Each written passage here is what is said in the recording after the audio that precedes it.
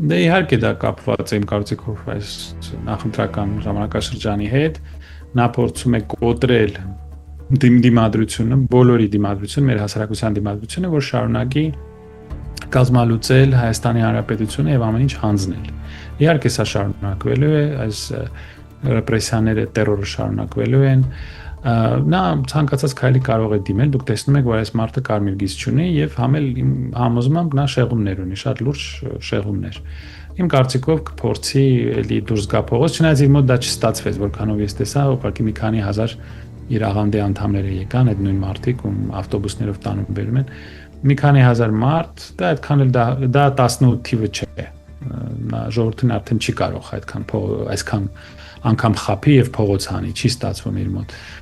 Փորձելու է իհարկե ճնշել կաթողիկոսին, որ կաթողիկոսը հրաժարական տա, դե արդեն դա արվում է, բայց իր մոտ ոչինչ չի ստացվում։